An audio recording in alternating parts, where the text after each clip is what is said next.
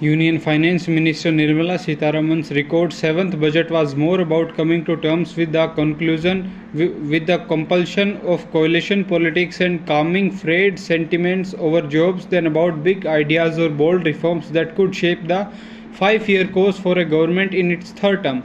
In her 82-minute budget speech, Sitharaman announced a slew of initiatives for internships for 1 crore euro to credit guarantees for small and medium enterprises and tweaking of personal income tax rates, but these did not quite add up to what the economy needs today. A big push for consumption demand that could trigger private sector investment, expand opportunities and create jobs. But if the budget is to be judged by just one number, Sitharaman shines through by keeping a tight leash over the fisc, which has been the one steady theme across the 2 terms of the NDA government.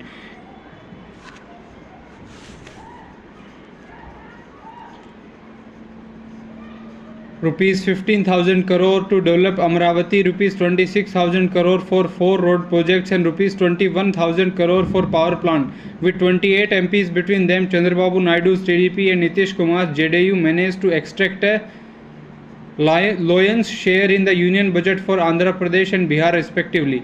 Afterwards, Naidu said happy days are here again, while Nitish said the centre had complied with their proposal for special assistance. New tax regime sweetened with higher standard deduction, no indexation benefit for property and family gold sales, customs duty cut to 3 cancer drugs, interest subsidy for loans up to rupees 10 lakh for education in India. New credit guarantee scheme was purchase of equipment. New economic reform framework to address all factors of production.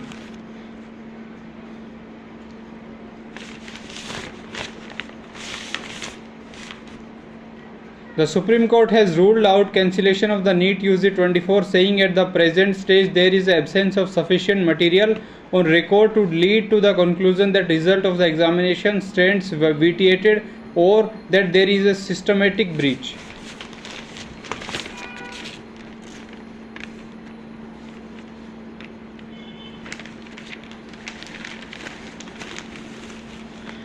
The Union Ministry of Home Affairs has sought the details of firing by 2 IPS officers and 2 HPS officers whose names have been recommended along with that of 2 others by the Haryana government for police medal for gallantry for stopping at the state Shambhu border the farmers who were marching from Punjab to the national capital as part of their Delhi Chalo agitation in February. The MHA requisition came even as Punjab Vidhan Sabha Speaker Kultar Singh Sandhawan wrote to Prime Minister Modi urging him to reconsider Haryana's recommendation, saying that awarding gallantry medals to the officers involved in such action against farmers is akin to adding insult to the injury. The Haryana government in February had set up barricades at Shambhu and Kanori points in its border with Punjab after the Sanyukt Kisan Morcha and Kisan Mazdoor Morcha announced a march to Delhi in support of various demands including a legal guarantee of minimum support price for crops. In the recommendation sent to centre on July 2, the Haryana government has sought gallantry medals to 3 IPS officers. Shibhas Kabiraj, IGP Ambala, Jashandeep Singh Randhawa, SP Kurukshetra and Sumit Kumar, SP Jind. The 3 HPS officers include Narendra Singh, Ram Kumar and Amit Bhatia, all DSPs. The government forwarded the names after receiving recommendations from DGP Shatrujit Kapoor for their exceptional bravery and leadership. However, on July 8, the MHA sent 2 communications to Haryana Home Department pointing out that all the requisite details have not been shared along with the application submitted online. According to multiple sources who have seen the communication, the MHA observed that firing details of all recommendees and status of criminal cases against agitators have not been uploaded. The MHA asked the state to provide these details urgently. In the communication, the MHA observed that the personnel of Central Armed Paramilitary Forces were also deployed along with the Haryana police at the state borders, but no such recommendation of the officers of these forces have been made. The MHA query is likely to put the Haryana government in a spot as it has never officially stated that its forces opened fire at the protesting farmers. The state government has always said that its forces have only used tear gas shells and rubber pellets against the protesters. A soldier was killed as the army thwarted an infiltration bid by terrorists along the line of control in Jammu and Kashmir's Poonch district early Tuesday, officials said. Alert troops foiled an infiltration bid by effectively engaging infiltrating terrorists in the battle sector at 0300 hours. White Knight Corps said on X. During the exchange of heavy fire, one Braveheart was injured. Operations are continuing, the Corps said.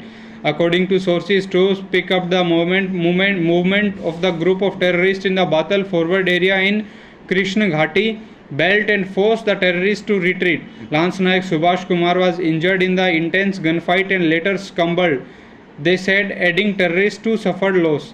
The post-mortem has been conducted and the soldier's body handed over to the army, a police officer said.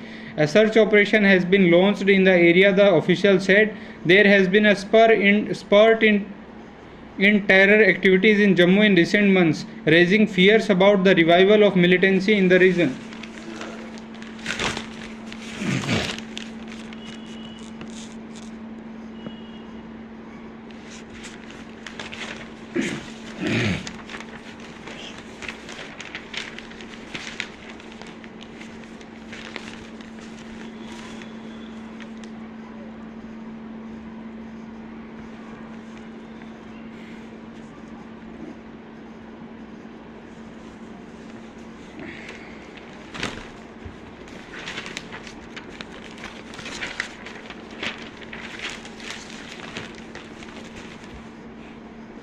Even as the government announced schemes to boost employment and assistance to some states in union budget, it reiterated its intent to stick to the fiscal consolidation roadmap and announced a lower fiscal deficit target. In what could be a signal to rating agencies, the government cut the fiscal deficit target to 4.9% to the gross domestic product to financial year from 5.1% in the interim budget, while underlining that the central government debt will be on a declining path as percentage of the GDP.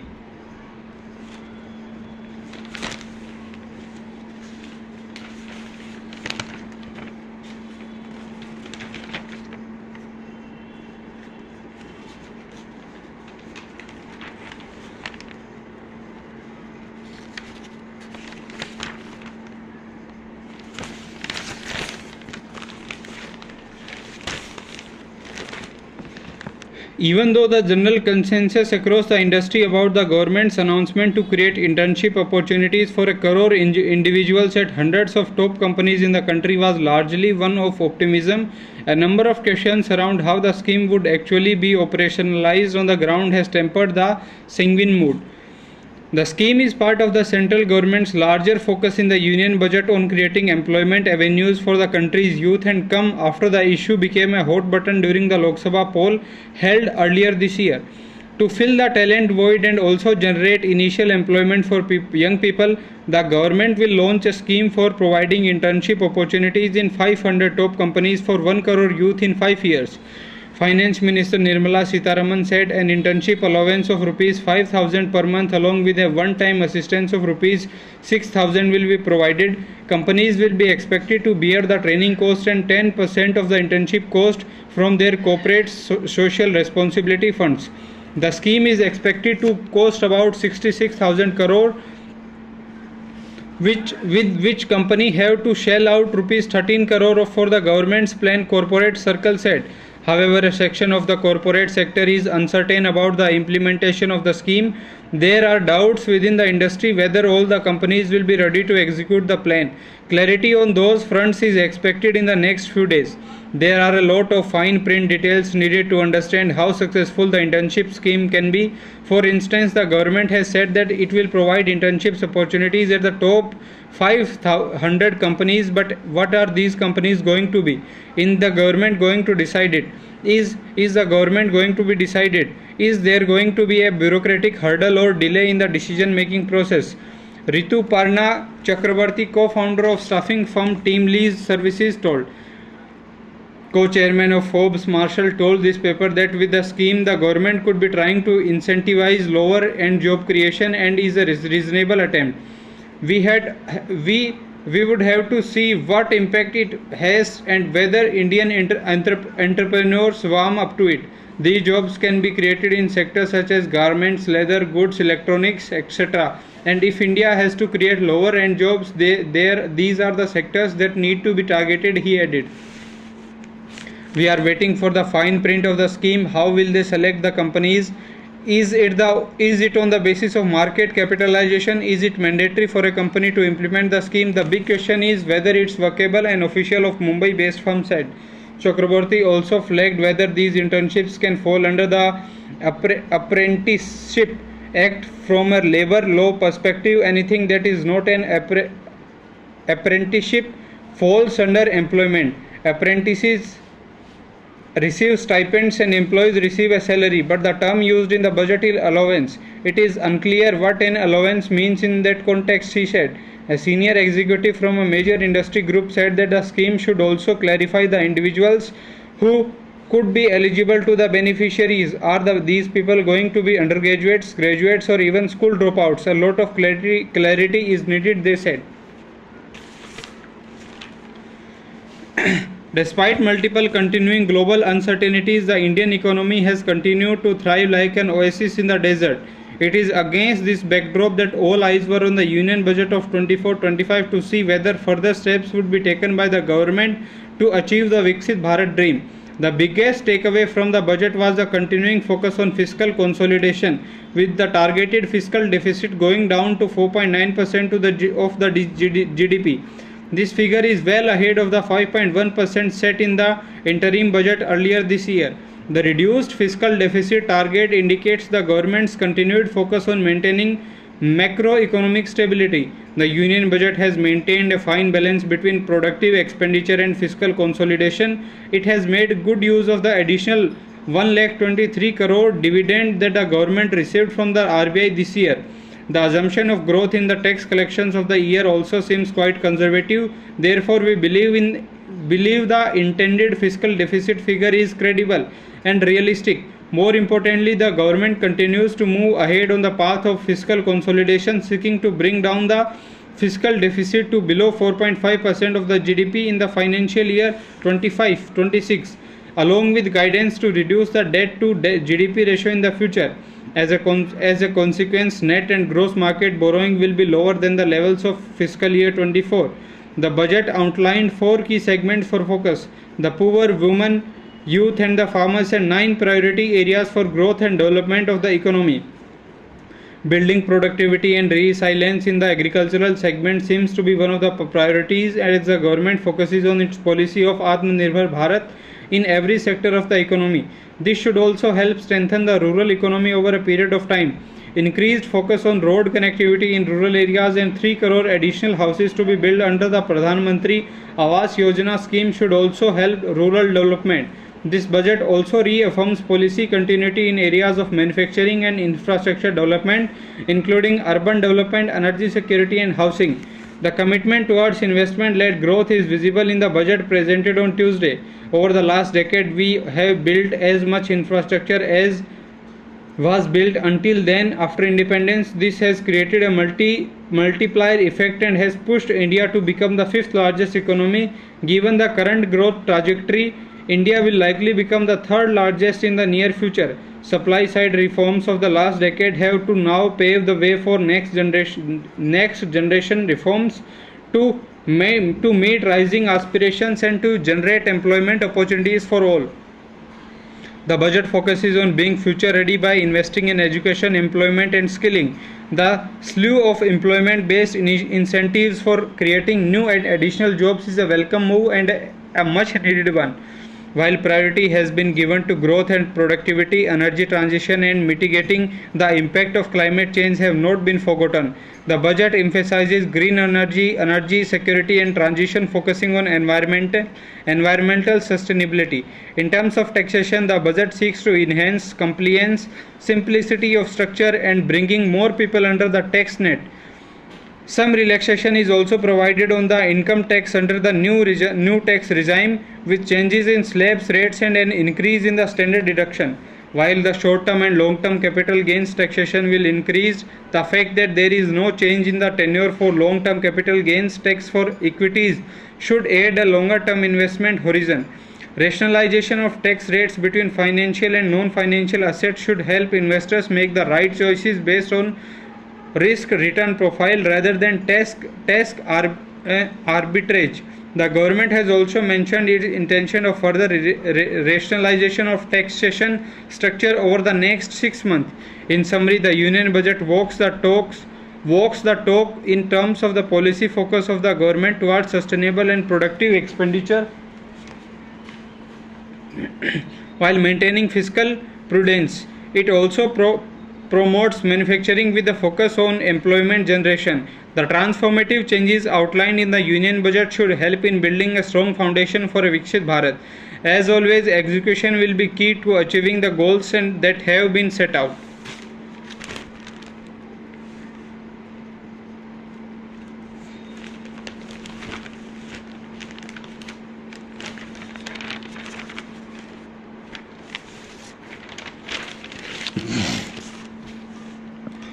A coalition government is in the saddle again. That was the underlying message of Union Finance Minister Nirmala Sitharaman's 7th consecutive budget on Tuesday, with BJP allies Nitish Kumar and N. Chandrababu Naidu cornering a major share for their states.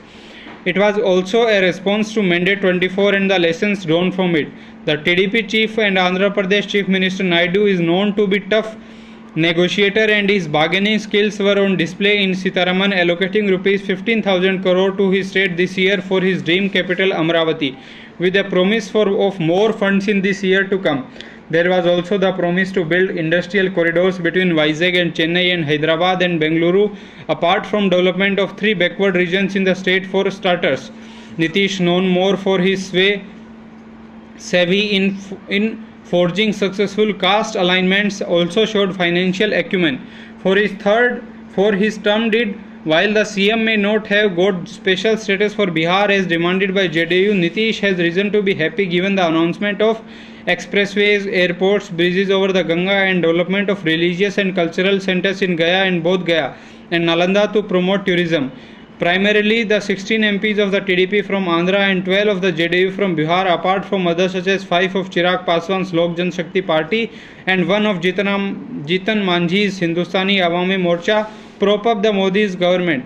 And in a coalition ministry, no one is well placed as a party whose support the government relies on to remain in power, which was also evident during the 25 years of coalition governance in the country from 89 to 14. Nitish and Naidu appear to have played their cards well in choosing hard cash to propel their development agenda for their states rather than benefits such as lucrative cabinet posts. They did not even insist on the post of speaker as once expected to them to do, and which the opposition parties egged them on to demand. A speaker's position can become critical in a coalition ministry if split take place and the ruling party tries to acquire a majority.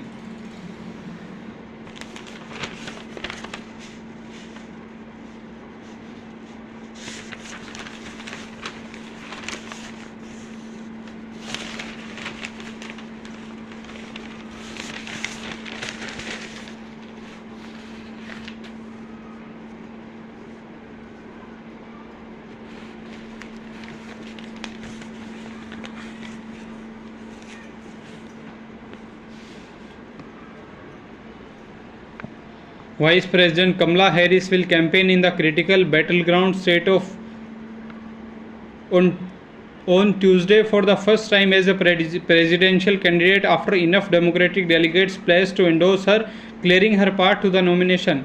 Less than 36 hours after President Joe Biden endorsed Harris, she secured the nomination on Monday night by winning the pledged support of a majority of the party's delegates, the campaign said. Meanwhile, President Joe Biden said he will give a prime-time televised address on Wednesday night about his decision to drop out of the 24 presidential race. An unofficial survey of delegates by the AP showed Harris with more than 2,500 delegates, well over the 1976 needed to win a vote in the coming weeks. The Wisconsin trip offers an opportunity to her to reset the Democrat campaign and make the cast make the case that she is best positioned to beat Trump. She offered a sense of how she plans to attack Trump, referring to her past of pursuing predators and fraudsters.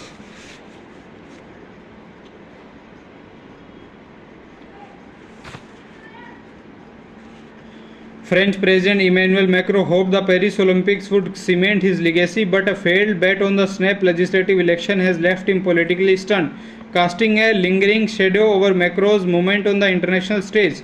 As he prepares to welcome more than 100 heads of state and tens of thousands of spectators for Friday's opening ceremony, Macron is a fragile force, an unpopular president presiding over a caretaker government as it hosts the world's largest sporting event and amid heightened security fears. Macron expected to welcome the games like an emperor, said French historian Patrick Weil, but now he is lame duck. Walking around the Olympic Village on Monday, Macron defended his decision to dissolve parliament and denied the ensuing political instability would overshadow the games. It was me who decided, he said, referring to his determination to call the election ahead of the games.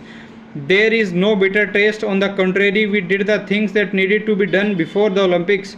Now we can fully focus on the games.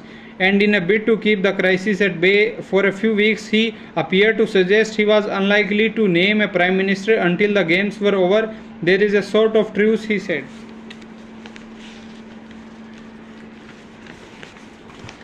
Palestinian factions, including rivals Hamas and Fatah, agreed to end their divisions and form an interim national unity government during negotiations in China that ended on Tuesday, China's foreign ministry said. The Beijing declaration was signed at the closing ceremony of a reconciliation dialogue among 14 Palestinian factions held in China's capital from July 21 to 23, according to a readout. The meeting was held amid attempts by international mediators to reach a ceasefire deal of Gaza, which one of the sticking points being the day after plan. Senior Hamas official Hussam Badran said the most important point of the Beijing declaration was to form a Palestinian national unity government to manage the affairs of Palestinians. This creates a formidable barrier against all regional and international interventions that seek to impose realities against our people. Interest in managing Palestinians' affairs post-war, Badran said. Instead of rejecting terrorism, Mahmoud Abbas embraces the murderers and rapists of Hamas, Israeli Foreign Minister said on X.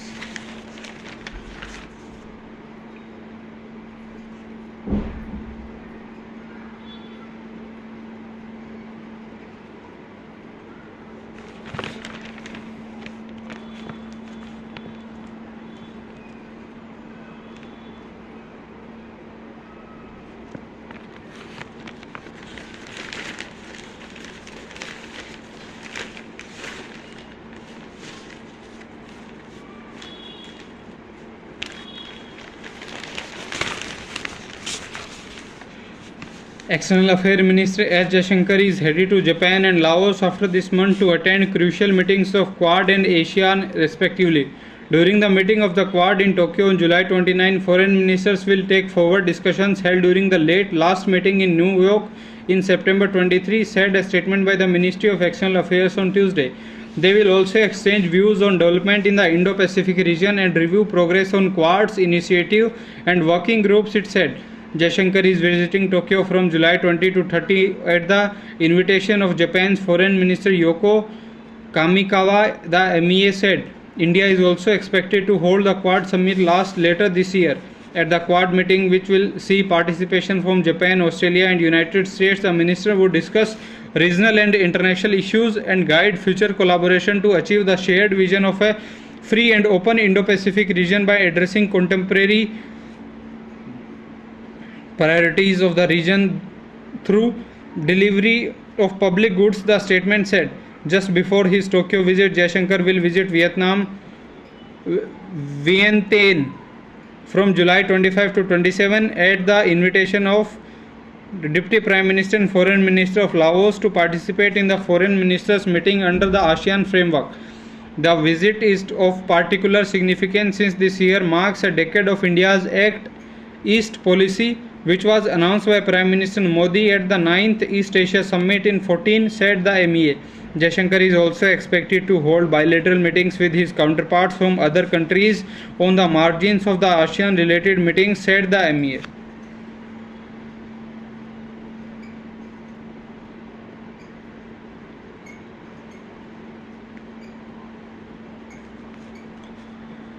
Keeping in line with the direction of the Supreme Court, the National Testing Agency is expected to issue a revised merit list for the NEET undergraduate examination, a move that will affect 44 exam toppers who may see their rank slip by at least 88 positions, if not more.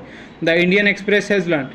In the results announced on June 4, there were a record 67 candidates who were scored a perfect marks and tied for the top spot. Of these, 6 stopped due to being compensated with extra marks for time lost during the examination because of mistakes made by invigilators. Apart from that, as many as 44 made it to the top because they got an answer to a basic physics question wrong and received grace marks for it. Although the NTA agreed to compensate the 44 candidates with an additional 5 marks because the incorrect answer marked was based on erroneous reference in their old class this and this. This means the 44 candidates would have their scores revised to 715 out of 720. Apart from the remaining 14 candidates who have scored 720, there are another 70 who have scored 716 marks out of 720. These 44 will now be ranked only after them. This means their rank will most likely be after the 88th and may even in the 100th, said a source. On Tuesday, after the Supreme Court verdict, Union Education Minister Dharmendra Pradhan told reporters that the NTA would release a new merit list in 2 days. Welcoming the Supreme Court's rejection of the demand of cancelling NEET UG, Pradhan said, "Truth prevails. We welcome the order of the Supreme Court. We have said that from the beginning our priority is the students of the country. Over the past 2 months, the government's stand has been there has been no large-scale breach. Today in the Supreme Court, it was shown to be right."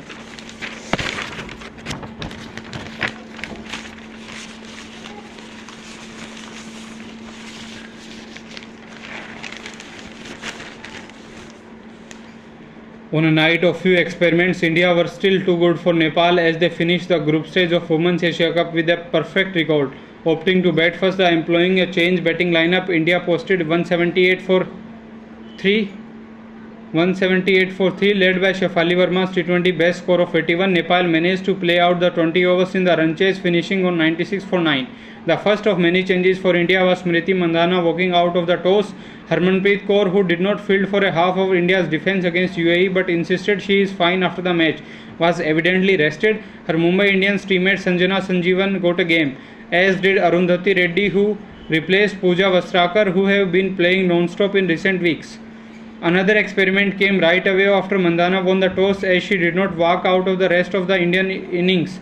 It was Hemlata Dayalan who got the nod to open the batting alongside Shefali. The jury will be out on whether the experiment worked. On the one hand, Hemlata got some time out in the middle, staying till the 14th over. It was not always the easiest pitch to bat on. The weariness resulting in slowness and loneness.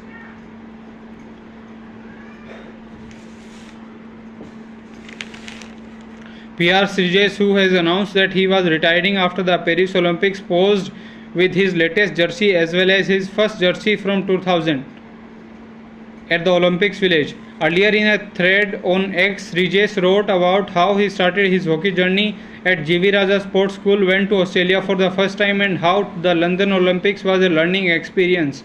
Srijesh is India's former captain and integral part of country's Tokyo bronze medal conquest, and was also part of 2 Asian Games gold medal winning campaigns among other accolades.